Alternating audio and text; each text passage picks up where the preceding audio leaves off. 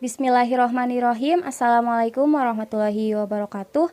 Puji dan syukur marilah kita panjatkan kehadirat Allah Subhanahu wa Ta'ala yang telah memberikan kita kesehatan, nikmat, rahmat, dan hidayahnya kepada kita semua sehingga kita bisa bertemu di room virtual kali ini.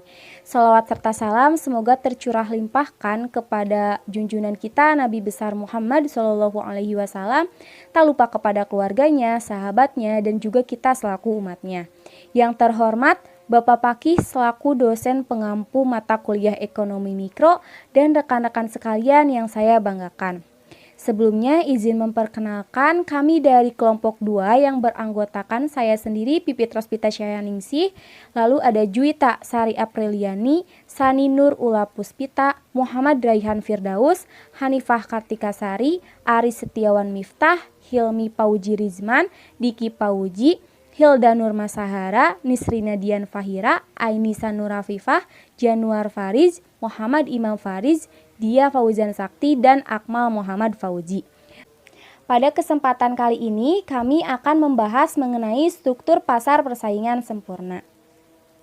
Bisa kita lihat pada gambar, contoh gambar ini merupakan contoh keadaan pasar induk Kramat Jati. Pasar induk sendiri merupakan pasar perdagangan yang terdiri dari pusat pengepul, pusat pelelangan, pusat penyimpanan, dan pusat penyaluran yang akan disalurkan kembali ke pasar-pasar yang lain. Salah satu contohnya yaitu pasar induk Kramat Jati ini sendiri. Pasar Kramat Jati ini merupakan pasar yang menampung sayuran dan buah-buahan dari petani yang selanjutnya akan didistribusikan kembali ke pasar-pasar lokal ataupun pedagang menengah dari daerah Jabodetabek. Dan pasar Kramat Jati ini merupakan pasar satu-satunya pasar sayuran dan buah-buahan yang berada di Jakarta dengan skala pelayanan yang regional. Jadi setelah kita perhatikan gambar tersebut, kita dapat memiliki sedikit gambaran bagaimana keadaan pasar. Agar lebih mengerti tentang keadaan atau pengertian pasar, kita bisa perhatikan pasar-pasar yang ada di sekitar lingkungan kita. Lalu pengertian pasar pada umumnya yaitu pasar secara sederhana merupakan tempat pertemuan antara penjual dan pembeli untuk melakukan transaksi jual beli barang dan jasa.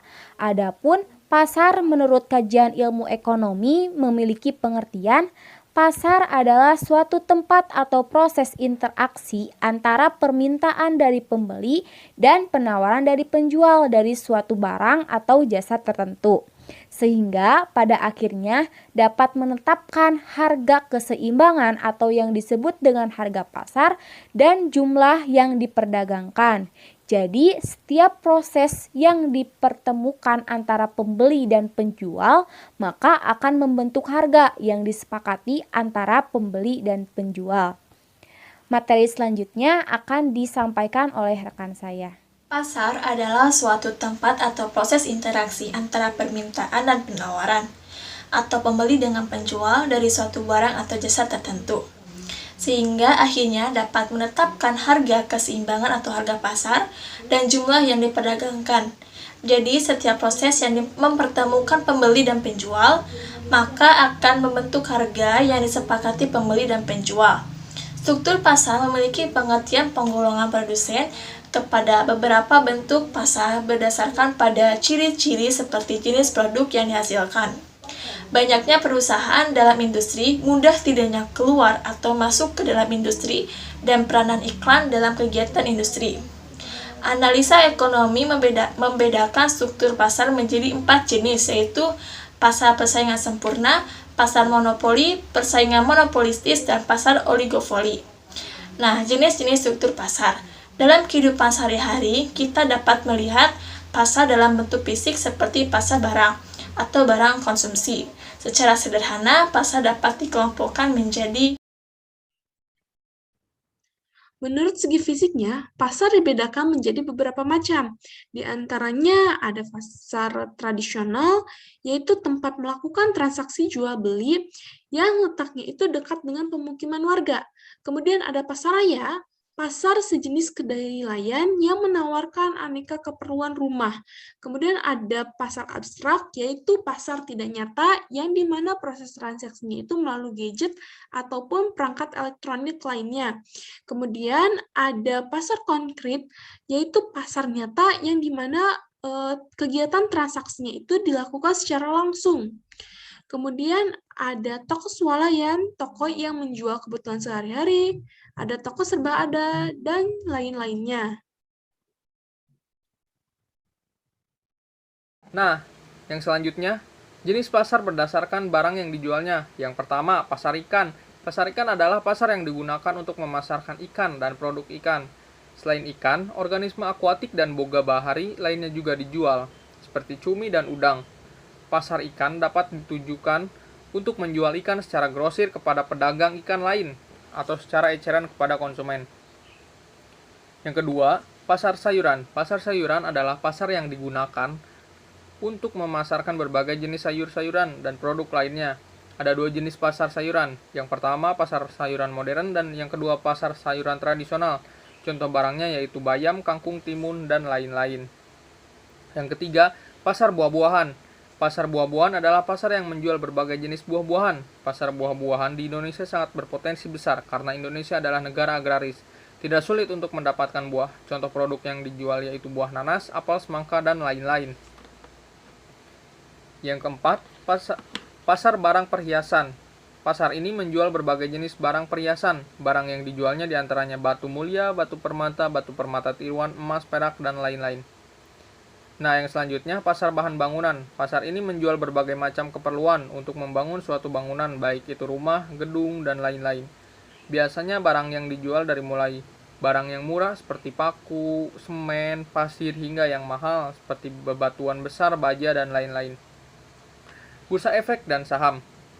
Berdasarkan namanya, bursa efek terdiri dari dua kata yang memiliki arti masing-masing. Bursa memiliki arti tempat jual beli, sedangkan efek menurut Undang-Undang Nomor 8 Tahun 1995 tentang pasar modal adalah barang yang didagangkan di tempat jual beli tersebut. Hal yang termasuk efek di sini adalah surat-surat barang harga seperti saham dan obligasi. Contoh saham yang dijual belikan seperti BBCA, BBRI, Antam, FIFA, dan lain-lain. Struktur pasar. Struktur pasar memiliki pengertian penggolongan produsen ke beberapa bentuk pasar yang berdasarkan kepada ciri-ciri yang dimilikinya, seperti jenis produk yang dihasilkan, banyaknya perusahaan dalam industri, mudah tidaknya keluar atau masuk ke dalam industri, dan peranan iklan dalam kegiatan industri.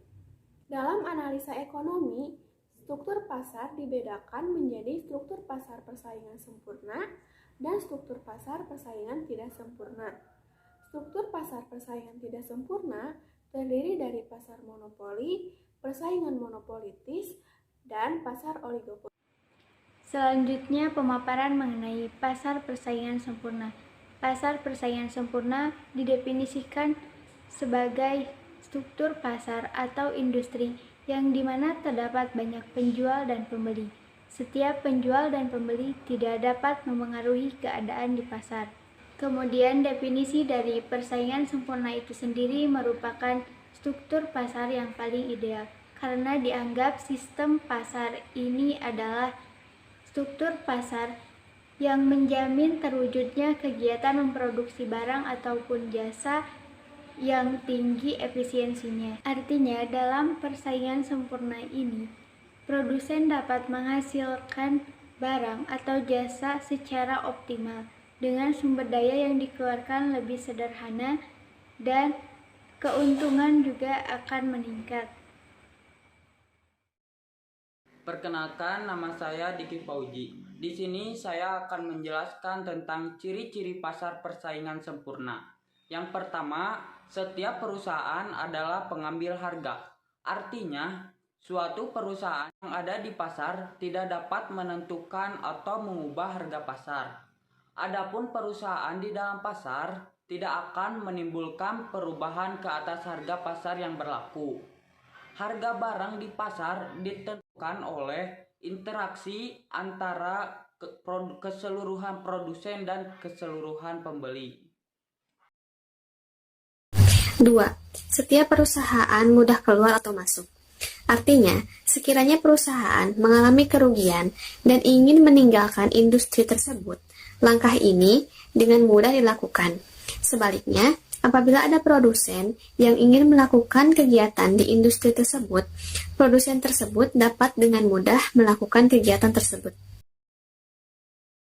3. Setiap perusahaan menghasilkan barang yang sama. Artinya, barang yang dihasilkan oleh perusahaan tidak mudah untuk dibeda-bedakan. Pembeli tidak mudah untuk membedakan mana barang dari produsen A atau produsen B. 4. Banyak perusahaan dalam pasar.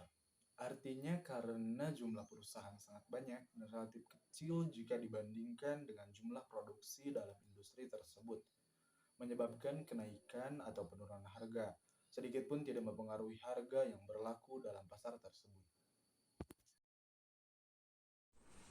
Yang kelima, pembeli mempunyai pengetahuan yang sempurna tentang keadaan di pasar. Artinya bahwa si pembeli mengetahui tingkat harga yang berlaku dan perubahan-perubahan ke atas harga tersebut, sehingga produsen tidak dapat menjual barangnya dengan harga yang lebih tinggi dan daripada yang berlaku di pasar. Jadi, si produsen tidak dapat seenaknya menaikkan harga, dikarenakan pembeli mempunyai pengetahuan yang sempurna tentang keadaan pasar. Nah, itulah ciri-ciri pasar persaingan sempurna. Baik, di sini saya akan menjelaskan materi mengenai pasar persaingan sempurna, yaitu dengan outline kelemahan pasar persaingan sempurna. Yang pertama, yaitu ada tidak mendorong inovasi. Mengapa demikian? Karena mudahnya perusahaan yang masuk serta meniru dan menikmati hasil produk oleh produsen dengan harga yang relatif tinggi, maka produsen ini enggan untuk berinovasi. Yang kedua, yaitu menimbulkan biaya sosial. Hal ini mengakibatkan produsen berpikir kembali untuk biaya yang harus mereka bayarkan. Yang ketiga, yaitu ada membatasi pilihan konsumen. Nah, karena barang yang dihasilkan oleh produsen ini identik satu sama lain, maka memiliki pilihan yang terbatas dan permintaan konsumen pun belum dapat dipenuhi.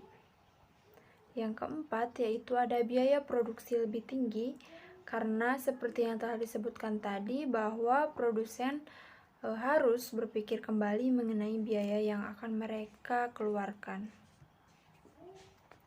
Yang terakhir, yaitu ada distribusi pendapatan tidak merata. Suatu corak distribusi pendapatan menimbulkan permintaan dalam masyarakat. Nah, tentu saja distribusi ini menentukan bagaimana penggunaan sumber daya yang efisien. Jika distribusi tidak merata, maka penggunaan sumber daya dialokasikan secara efisien akan lebih banyak dan digunakan untuk golongan tertentu. Mungkin itu yang dapat saya sampaikan. Terima kasih. Permintaan dan hasil jualan. Biaya produksi yang dikeluarkan perusahaan. Sifat biaya produksi yang dikeluarkan oleh perusahaan adalah bersamaan, walau dalam struktur pasar manapun ia digolongkan. Hasil penjualan dari barang yang dihasilkan perusahaan. Sifat dan hasil penjualan berbeda di antara pasar persaingan sempurna dengan struktur pasar lainnya. Perbedaan ini disebabkan karena ditinjau dari sudut seorang produsen. Bentuk permintaan yang dihadapi oleh seorang produsen di pasar persaingan sempurna berbeda sifatnya dengan yang dihadapi oleh produsen di pasar lainnya. Saya di sini akan menjelaskan tentang permintaan pasar dan perusahaan. Setiap perusahaan adalah pengambilan suatu harga, yaitu sesuatu perusahaan tidak mempunyai kekuasaan untuk menentukan harga. Interaksi seluruh produsen dan seluruh pembeli di pasar yang akan menentukan harga pasar. Dan seorang produsen hanya bisa menerima saja harga yang sudah ditentukan tersebut. Ini berarti berapa banyak pun barang yang diproduksikan dan dijual oleh produsen, ia akan dapat mengubah harga yang ditentukan di pasar. Karena jumlah yang diproduksikan itu hanya sebagian kecil saja dari jumlah yang diperjualbelikan di suatu pasar. Kesimpulannya adalah pasar persaingan sempurna dapat didefinisikan sebagai suatu struktur pasar atau industri di mana terdapat banyak penjual dan pembeli, dan setiap penjual atau permainan kata-kata pembeli tidak dapat mempengaruhi keadaan di pasar, di mana barang yang diperjualbelikan beraneka ragam macam jenisnya, serta antara penjual dan pembeli dapat bernegosiasi saat bertransaksi jual beli. Jadi, dalam pasar persaingan sempurna muncul kurva penawaran dan permintaan.